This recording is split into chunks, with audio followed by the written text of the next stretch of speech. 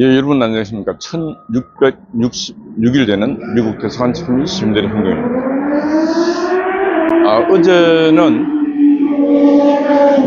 오전 10시 반 서울경찰청 앞에 가서 방심이 정보 유출자, 방심이의 개인 민원을 접수한 사람들의 정보를 유출한 방심이 직원이 3명이 있습니다. 이 3명을 빨리 하루속히 구속해서 사회로부터 격리시켜달라는 촉구를 하는 집회를 했습니다. 제가 또 오후 1시에는 마포에 있는 광역수사단에 가서 광역수사단이 이들을 압수수색을 했습니다. 압수수색을 했으면은 뭐 결과가 있어야 되지 않습니까? 결과가. 그런데 경찰과 검찰이 압수수색 하는 거 보면은 저는 정말 뭘 준비를 해서 제대로 하는지 알 길이 없습니다. 했으면 결과가 나와야 되는데 결과가 없어요. 그래서 제가 경찰청장과 광역수사단장 그리고 이런 공안기관의 장들에게 질타를 했습니다. 어떤 내용이냐 하면은 절대로 공안기관의 장은 오직 국민만 바라봐야 됩니다. 오직 국가만 바라봐야 됩니다. 자신을 임명해준 임명권자나 저 국회에 몹쓸 쓰레기들 집단, 저 국회 권력, 저런 걸 바라보면서 도둑놈, 나쁜 놈, 뭐 이렇게 사기꾼, 이런 인간들, 그런 인간들은 눈에 보이면 바로바로 잡아들여야 돼요. 바로바로 잡아들여서 바로바로 처벌하는 그런 경찰, 그런 경찰이 바로 국민의 경찰이요, 국가의 경찰인데, 어느 날부터 보면은 이 경찰들이 국민의 눈치를 보는 게 아니고 권력의 눈치를 보면서 도둑놈 나쁜 놈 무조건 잡아야 되는데 안 잡고 있어요.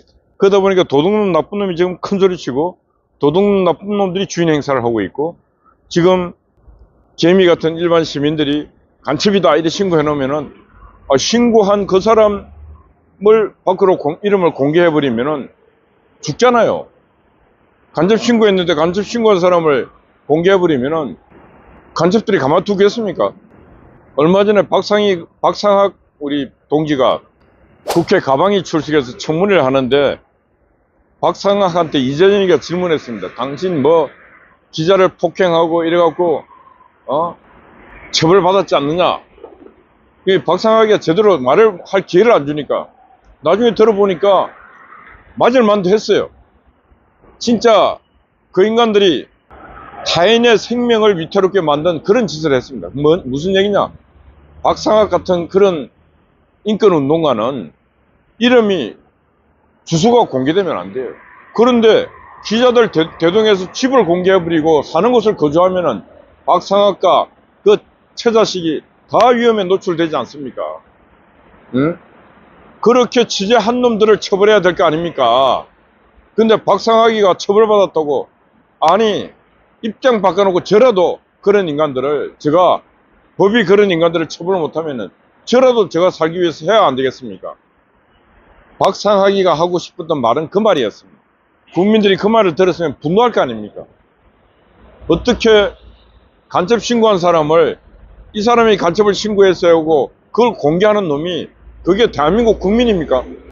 그거는 이 민주사회를, 자유민주사회를 공격하는 자유민주사회의 적입니다. 적.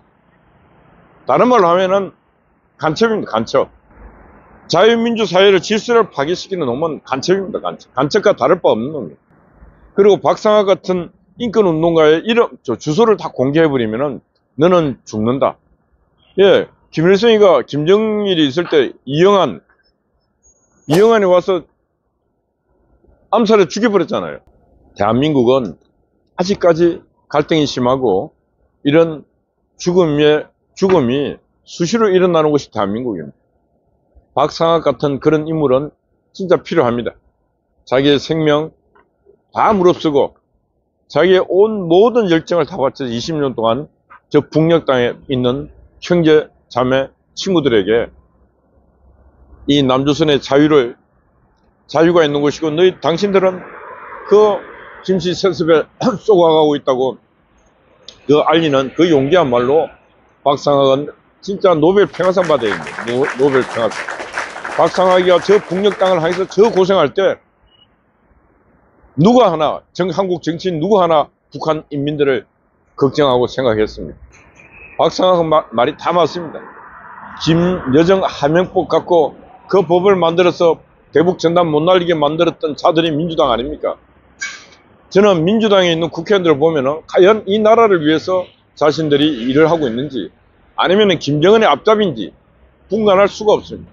어제 바로 간첩 신고했더니 이 사람이 간첩 신고해서 이 공개를 해놓고는 내가 공익 제보자다 하고 말하고 있는 이 자들이 정신이 정상적인 자들입니까? 아니지 않습니까?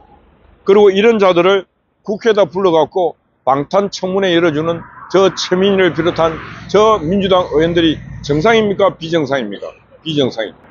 그래서 가방이가 이런 잘못된 의도로 청문회를 열고 하다 보니까 NGO 모니터단에서 이번 국감, 22대 국감이 최악 국감, 최악이 아니고 저질 막장 국감이었지 않습니까?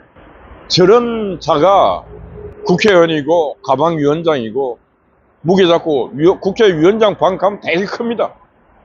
그런 방에 앉아있을 자격이 없는 인간들입니다.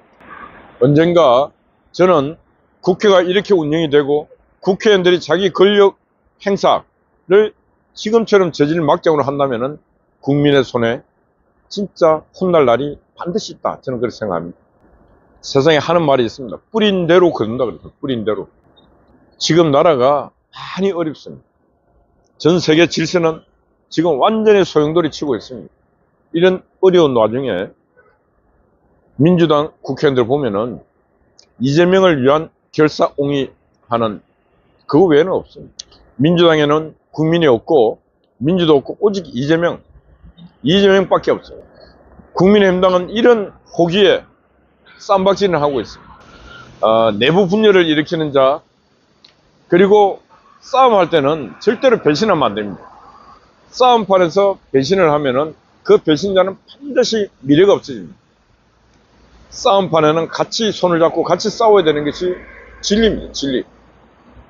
싸움판에 배신하는 자는 세월이 흐르고 난 뒤에 뭐라 그러냐? 세월이 흐르고 난 뒤에 배신자, 역사의 기록으로는 배신자라고 낙인이 찍힙니다. 한동훈은 정치 역사의 기록에 배신자 한동훈으로 기록돼서는 안 됩니다. 대통령한테 할 말 한다. 할 말은 지금 할 때가 아닙니다. 다 때가 있습니다. 말도 중요한 말도 해야 될 때가 있고 안 해야 될 때가 있는데 지금은 해야 될 때가 아니다. 지금은 함께 손을 잡고 적하고 싸워야 됩니다. 적이 누구냐? 바로 이재명과 그들입니다. 왜 적인가? 그들이 하는 여러 가지는 정상이 아닙니다. 김건희 여사가 잘못이 있을 수도 있고 있다고도 합시다. 그러나 보세요. 한동훈 씨, 김혜경, 김정숙, 문다혜 그쪽 집안은 문제가 있어도 너무너무 많았어요.